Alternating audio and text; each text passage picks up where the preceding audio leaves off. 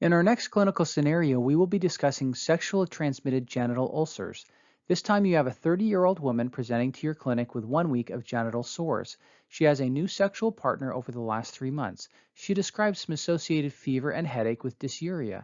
She reports these sores are painful, stinging in nature, and she has some associated itchiness.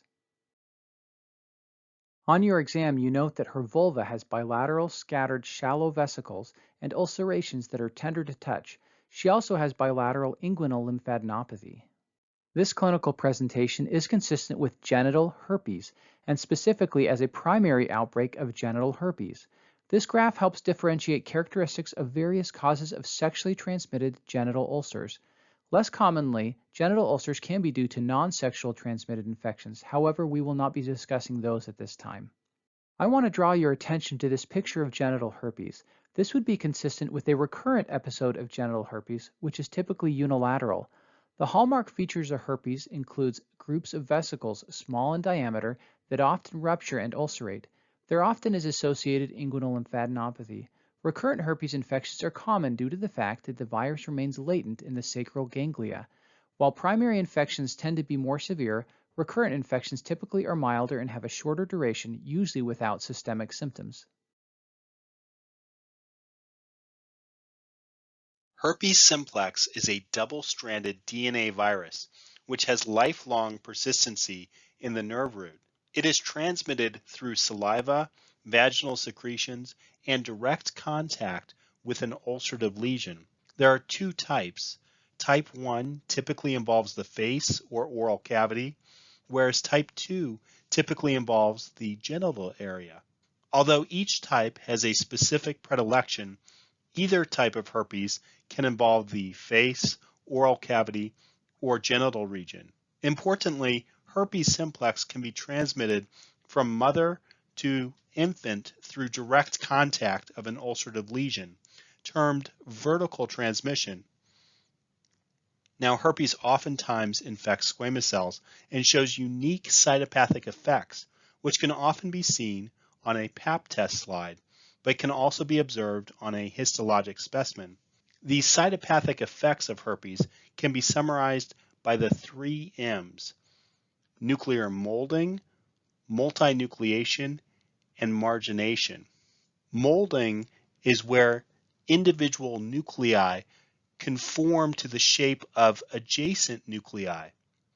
Multinucleation simply means multiple nuclei, and margination is the clearing out of the nuclei or glass-like quality of the nuclei due to the viral particles present.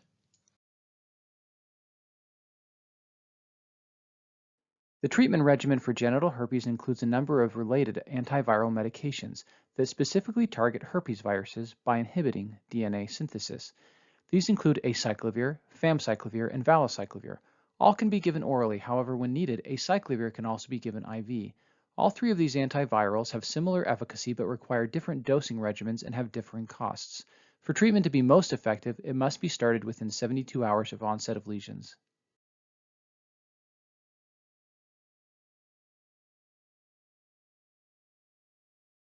Click on any one of these links and the package insert for acyclovir, valacyclovir, and famciclovir will be revealed. This slide depicts acyclovir's mechanism of action. The drug is administered and targets a herpes virus-specific thymidine kinase. More on that later. Cellular kinases collaborate to form acyclovir triphosphate. It gets incorporated into viral DNA and terminates lengthening of viral replication. More about acyclovir's mechanism of action. Again, acyclovir is administered as a prodrug. Herpes virus-specific kinase catalyzes the first step, which is phosphorylation of acyclovir. Cellular kinases then form the triphosphate, which then terminates DNA replication. The mechanism of action of acyclovir resistance arrives from decreased or absent production of the viral thymidine kinase. When that happens, the production of the triphosphate is limited. Thus, this strain of herpes is resistant to the effects of acyclovir. We will shift the scenario to be a 30-year-old woman with 2 weeks of a single genital lesion. Again, she notes a new sexual partner within the last 3 months. This lesion began with a bump on her genitals that has since opened up, however, is painless. On exam, there is a 1 to 2 centimeter ulcer over the inferior vulva with a raised indurated border. This is identified as a chancre. It is not tender to palpate. She does have some associated mild inguinal lymphadenopathy. This presentation is consistent with syphilis, specifically primary syphilis. These next few slides are mainly review information about syphilis that you should have learned in MOD, but it is information that is high yield, especially as you prepare for board exams. Syphilis is a sexually transmitted bacterial disease that is transmitted by skin-to-skin contact. After about 3 to 6 weeks, a primary painless ulcer termed a chancre develops, oftentimes located in the genital or anal region. After about 6 weeks, the infection progresses to secondary syphilis with a macular rash and formation of a wart-like lesion called condyloma lata or latum. Note that the rash in secondary syphilis, like the rash seen in toxic shock syndrome and Rocky Mountain spotted fever, involves the palms and soles. Although different sources cite different time courses between the stages of syphilis, and the time course is highly variable between some stages, I generally remember the time course progression by focusing on the sixes. 6 weeks after contact, a chancre appears. 6 weeks after primary ulcer formation, secondary syphilis occurs. And 6 years after secondary syphilis infection, tertiary infection can occur. Now, the findings of secondary syphilis often resolve within 2 months, and the bacteria lies latent for 6 to 40 years until it reactivates as tertiary syphilis. Tertiary syphilis is characterized by involvement throughout the body and widespread gumma formation. Gummas can involve the skin, the oral palate, the bones, soft tissue, and other organs. Gummas are lesions which show numerous syphilis spirochetal organisms, often with areas of necrosis and inflammation, including plasma cells and histiocytes. Tertiary syphilis also can cause marked aortic dilation and aneurysm formation as the small vessels feeding the aorta, the vasa vasorum, become involved by syphilis. Syphilis can also affect the brain and spinal cord. If syphilis involves the posterior columns or dorsal roots of the spinal cord, there's loss of position and vibration sense below the level of the lesion. Oftentimes, a patient will fall if their eyes are closed and their feet are together. Another classic sign of tertiary syphilis is when it affects the midbrain, with the end effect being that the pupils do not react to light, with light being shined on them, but do constrict in focusing. This finding is known as Argyll-Robertson pupils. Syphilis is caused by the spiral corkscrew-shaped spirochete Treponema pallidum. The organism is highly motile with spinning motility and invades into tissue. A key feature in both primary and secondary syphilis is the presence of numerous plasma cells. Scattered lymphocytes are often present, so the findings are characterized as a lymphoplasmacytic infiltrate. Syphilis can also affect and destroy the small vasculature with obliterative endarteritis. Finally, gumma formation, which is a complication of tertiary syphilis, appears histologically as large areas of necrosis with palisaded histiocytes and plasma cells. Here we see a biopsy showing a relatively dense lymphoplasmacytic infiltrate in a case of syphilis. It is often difficult to identify syphilis even through the use of silver stains. However, here we see numerous spirochetal syphilis bacteria. In MOD, you were introduced to a couple tests used to diagnose syphilis. Now it is time to show you the more complete testing menu. In syphilis, serology is typically utilized to make the diagnosis.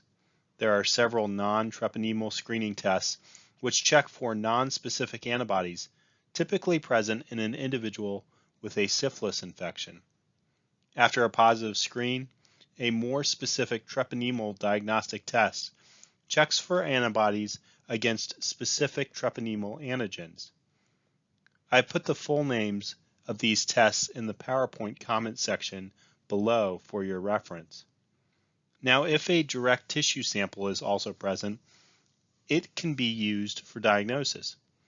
Histologic or cytologic examination with special staining methods can reveal organisms. Dark field microscopy or direct fluorescent antibody testing can also be performed. Although all of this is true, practically speaking, most modern laboratories utilize PCR for definitive diagnosis, which checks for the DNA of syphilis.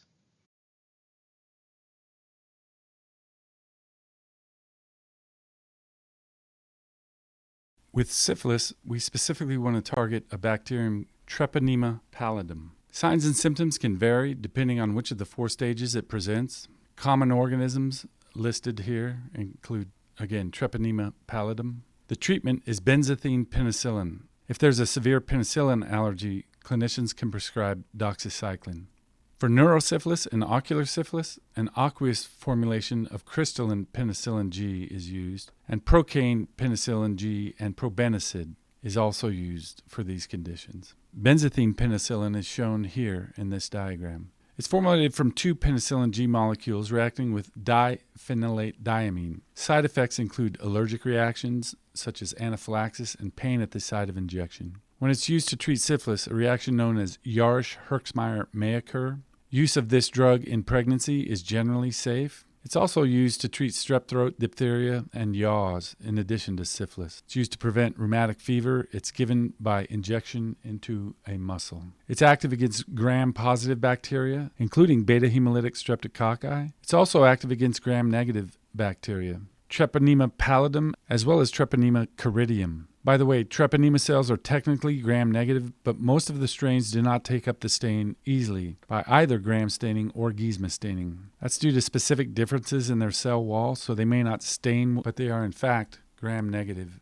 bacteria. Every member of this class of antibiotics contains a beta-lactam ring, shown here. Examples include, but are not limited to, penicillins, such as amoxicillin, cephalosporins, many of which we've covered already, to include cephalexin. Their mechanism of action is inhibition of bacterial cell wall synthesis. This class of antibiotics carries a high propensity of allergic reactions. It turns out up to 5 to 10% of patients have been reported to experience allergic-like side effects. However, most of these reactions are minor, such as mild rash, itching, or skin flushing. Only a very small fraction of these patients will have a serious reaction when challenged with another beta-lactam antibiotic in the future.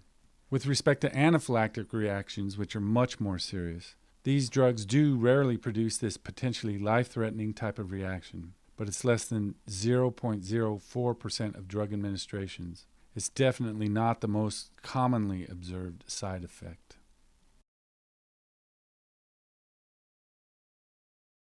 Of the genital ulcerative lesions that you are likely to encounter in the United States, genital herpes and syphilis are by far the most common.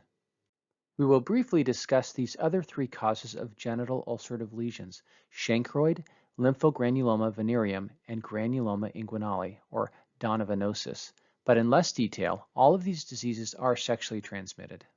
Shankroid, not to be confused with the chancre of syphilis, is rare in the United States and other developed nations. However, there have been known to be outbreaks in the United States. More commonly, it is found in resource-poor areas such as sub-Saharan Africa, Latin America, and parts of Southeast Asia. It usually presents with painful genital ulcers around 1 to 2 centimeters, frequently multiple. Often there is pronounced associated inguinal lymphadenopathy. Shankroid is caused by the small gram-negative bacillus Haemophilus ducreyi. Testing for this is often not available. However, it is important to consider ruling out HSV or syphilis through testing. Treatment options for Shankroid include a number of different antibiotics, including azithromycin, ceftriaxone, ciprofloxacin, and erythromycin. Lymphogranuloma venereum is most commonly found in tropical or subtropical locations such as East or West Africa, India, Southeast Asia, and the Caribbean.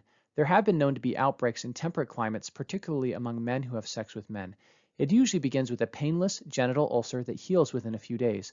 However, within several weeks, the patient develops painful unilateral inguinal lymphadenopathy known as buboes or singular bubo. It's important to note that buboes are much less common in women than men due to the difference in lymphatic drainage.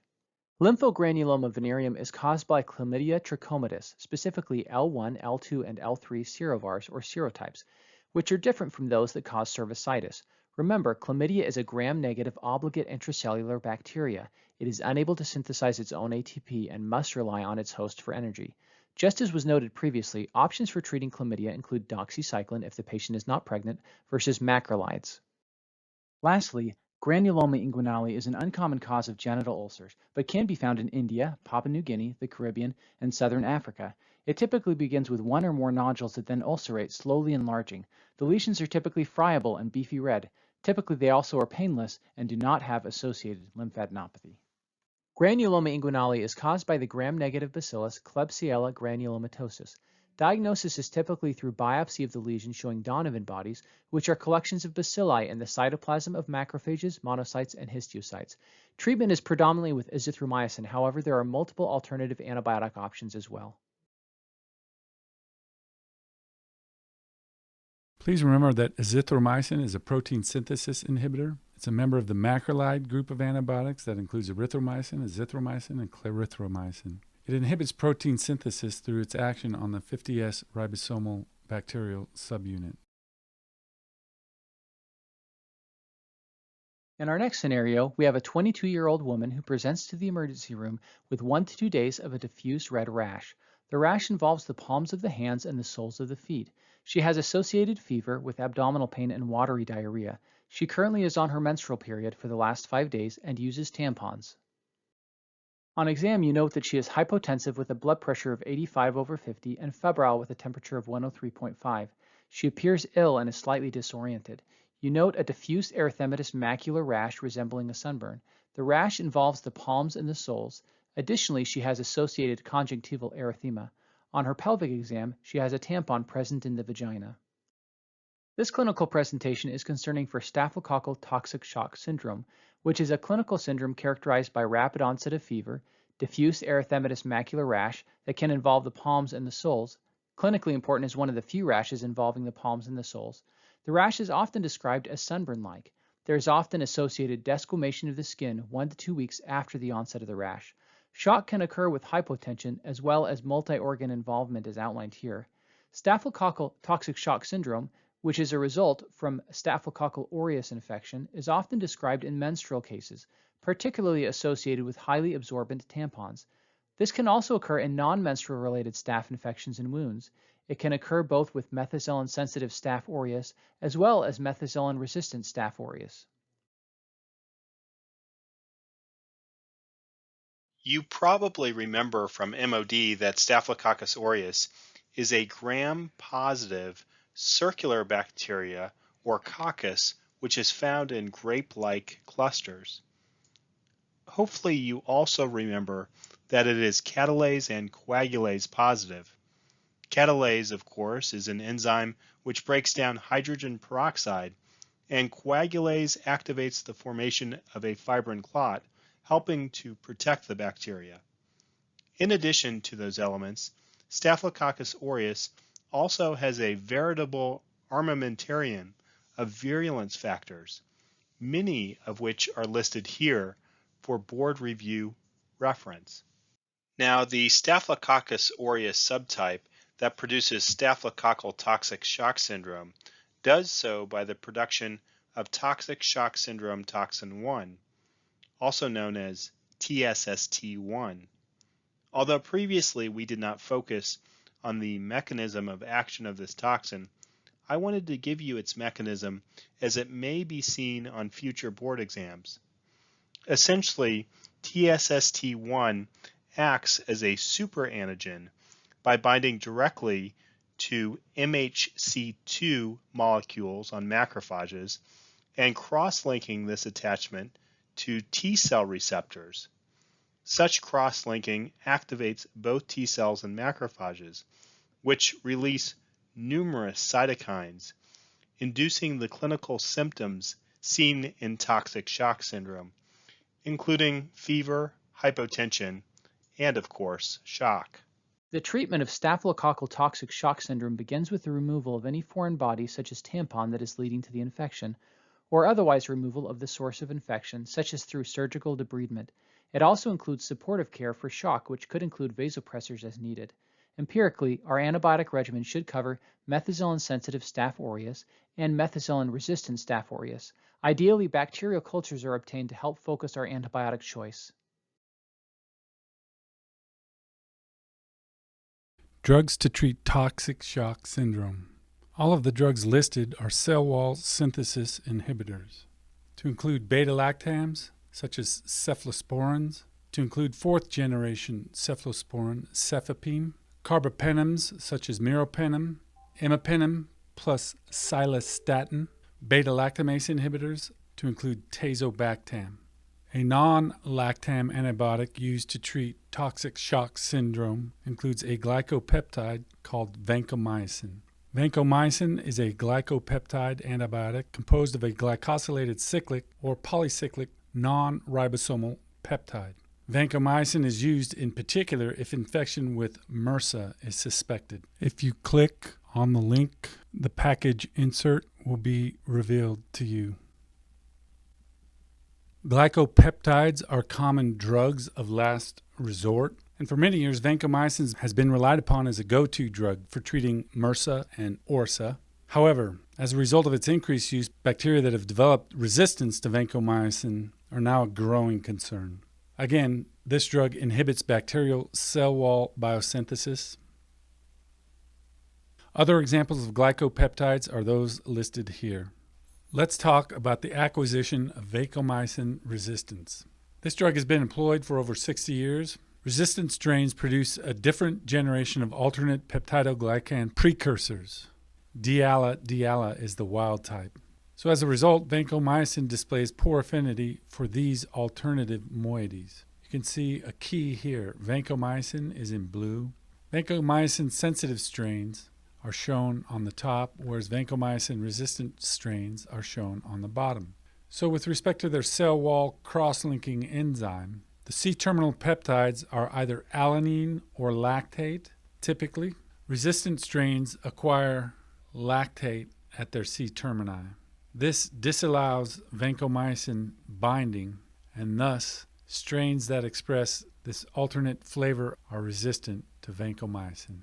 Reviewing briefly, vancomycin-sensitive cells, the vancomycin intercalates into the cell wall, preventing cell wall cross-linking enzyme function to produce unstable crosslinks, thus the cell walls degrade.